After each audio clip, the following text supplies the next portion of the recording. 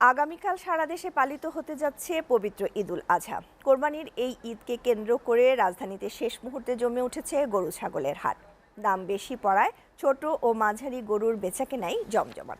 তবে বড় আকারের গরুর দাম আরও বেশি হওয়ায় এর ক্রেতা বলতে গেলে নেই।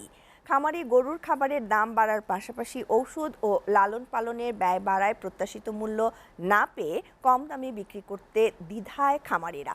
আর ব্যাপারীরা একেবারে সব গরু হাটে না তুলে সংকট দেখিয়ে বেশি দাম নিতে ধাপে ধাপে তুলছেন গরু। রাজধানীর পশুর হাট ঘুরে বিস্তারিত জানাচ্ছেন সাজ্জাদ জাহান। রাজধানীর গরুর হাটগুলোতে শেষ মুহূর্তে জমে উঠেছে কোরবানির পশু বেচাকেনা। দেশের বিভিন্ন প্রান্তের খামারিরা বেশি দামের আশায় রাজধানীতে এসেছেন কোরবানির পশু নিয়ে। ঢাকার নতুন বাজার, বনশ্রী ও মেরাদিয়া হাট ঘুরে দেখা যায় গরুর দাম কিছুটা কম হওয়ায় ভিড় জমাচ্ছেন ক্রেতারা। গতবারের তুলনায় গরুর দাম বেশি হওয়ায় মাঝারি ও ছোট গরুর চাহিদা বেশি। সাধ্যের মধ্যে পছন্দের কোরবানির পশু কিনতে ক্রেতারা হাটের এক প্রান্ত থেকে অন্য প্রান্ত চষে বেড়াচ্ছেন। কিন্তু বাজারে তো প্রায় 1 ঘন্টা যাবত ঘুরতেছি, কিন্তু দাম তো ছাড়তেছে না। ব্যাপারীরা মনে হচ্ছে ওরা বিকালের জন্য ওয়েট করতেছে। গত বছর যখন বিকালে কিন্তু দাম পড়ে গেছিল, তারা একটু ওয়েট করে মনে হয় ছাড়বে, যেটা মনে হইতেছে আর কি। যেহেতু ক্রেতা নাই, আপনারা বলছেন যে গরুতে বিক্রি হাটে বিক্রি কম, তাহলে সে গরু দেখতেছি না এবং গরুর দামও পর্যাপ্ত পরিমাণ আজকে বেশি। সবাই তো কোরবান করতে পারতেছে না, যেটা বাস্তবতা।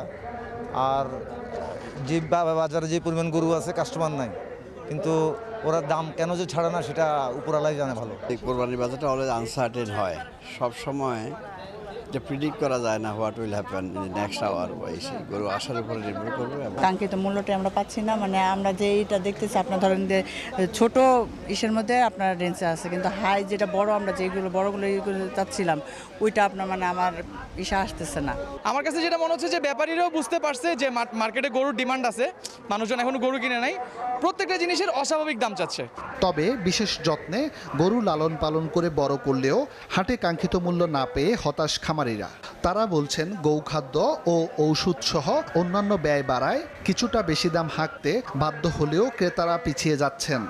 70 টাকা শেয়ার বসি 1 কেজি খাইতে কিনা হলে 50 টাকা 55 টাকা লাগে, বাড়ার ঘুরে 50 টাকা ধরা, তেলে কি বেখিলাম আর নমন হলো 60 টাকা ধরা। কত পিরিয়ডে আসছিলাম যে বাজারগুলো পাইছিলাম এইগুলো বাজার নাই এবারে। কেন এবারে অনেক গরু 2-4-10 বছরে এত গরু এই বাজারে আসে না। সে থেকে 115-130 পর্যন্ত আমরা গরু আনছি, আর সবগুলো গরু বিক্রি হয়ে গেছে। এখানে আল্লাহর রহমতে 3টা গরুই আছে। এদিকে দূর দূরান্ত থেকে হাটে পশু নিয়ে আসা ব্যাপারী ও ক্রেতারা যাতে কোনো অনাকাঙ্ক্ষিত পরিস্থিতিতে না পড়ে সেদিকে কড়া নজরদারি রাখা হয়েছে বলে জানান সংশ্লিষ্টরা। পাইকার যারা গরু নিয়ে আসছে, যারা ক্রেতা আছে তাদের সুযোগ সুবিধা, যারা গরু নিয়ে আসছে তাদেরকে আমরা থাকা, খাওয়ার এবং সিকিউরিটি তাদের আমরা সবসময় তদারকি করতেছি, এবং আমাদের হাটে কোনো সময় কোনো চাঁদাবাজি কোনো কিছু হয় না। এই পুরাটা হাটে সিসি ক্যামেরার ভিতরে আওতাভুক্ত। তো এখানে পর্যাপ্ত পরিমাণ প্রশাসন থেকে লোক দেওয়া হয়েছে। আমরাও প্রায় 500 মতন ভলান্টিয়ার নিয়োগ করছি। সার্বিকভাবে পরিস্থিতি খুব সুন্দর এবং ভালো। সাজ্জাদ জাহান, এসএটিভি, ঢাকা।